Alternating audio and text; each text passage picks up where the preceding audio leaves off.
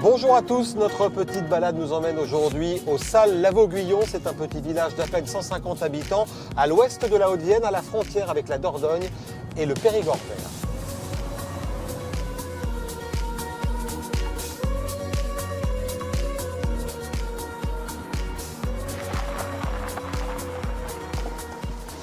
Et notre première étape ici au Salles-Lavauguyon, c'est à l'église. Ici, cette église remarquable avec des fresques à l'intérieur, des fresques du XIIe siècle d'ailleurs. J'ai récupéré ça, c'est un timbre qui a été émis en 1997, un timbre qui représente les fresques que nous allons découvrir. Bonjour messieurs, dames. Bonjour et bienvenue. Expliquez-nous, monsieur Boucher, ces fresques, elles datent donc du XIIe. Qu'est-ce qu'elles représentent? Alors, elles représentent la vie des saints et leurs martyrs. Par exemple, en bas à droite, vous avez le martyr de Sainte-Trope. À gauche, vous avez le martyr de Saint-Laurent. Tout à fait en haut, vous avez la création de la femme.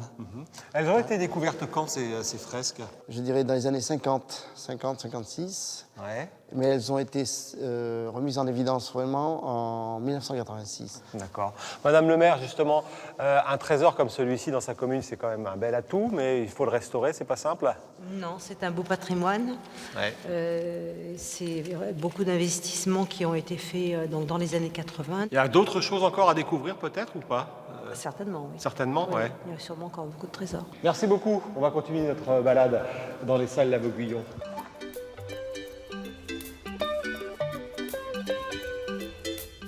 Alors là, je suis avec Renée Desbordes, qui est une enfant du pays.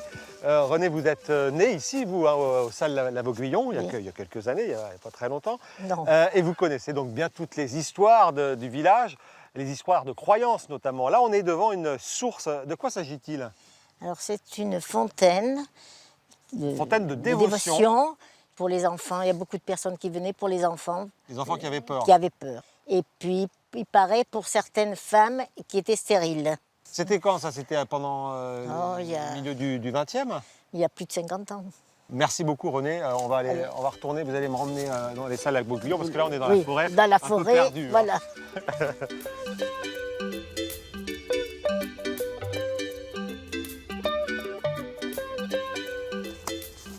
Étonnant cette petite bibliothèque à la portée de tout le monde.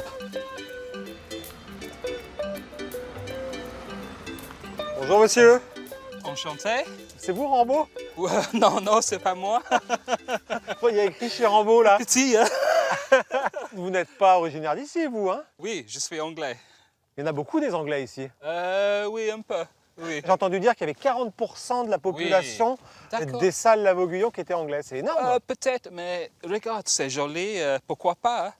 Et alors vous faites quoi comme activité ici vous? J'ai le terrain de camping. Oui, j'ai du camping. Aussi, je fais la clôture et le portail. Ah, vous C'est la avez clôture, deux activités alors. Deux activités. C'est quoi comme clientèle? C'est un mélange. C'est un mélange. Des Anglais, des Français, des Espagnols, des Allemands, Hollandaises aussi, avec des camping-cars ou des tentes.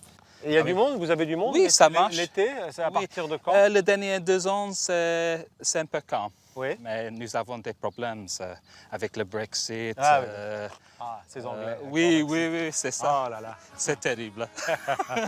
Eh bien, merci beaucoup. Et, Non, de rien, je vous en prie. Bonjour, monsieur Emmanuel, France 3. Christophe Lagarde. Christophe Lagarde, voilà, on m'a donné votre nom. On m'a dit que vous étiez le propriétaire de ce bel endroit. Alors, ça part d'où cette histoire? Alors là, c'est un ancien chai donc, qui appartenait à la famille, que mon père a exploité pendant une 50aine d'années. Et donc, à son départ en retraite, j'ai décidé de le réhabiliter avec ce que vous voyez là. Voilà. Et ce que je vois, c'est pas mal. Hein, c'est impressionnant. Cuisine, salon, salle à manger. Piscine. Piscine intérieure. Le projet a été fait principalement autour de la piscine, parce que quand on voit, la piscine est axée au centre du loft. Et donc, les chambres donnent sur la piscine et l'extérieur aussi. Et en dessous, donc, il y a salle de cinéma, sauna et hammam. Salle de cinéma, on va aller voir ça.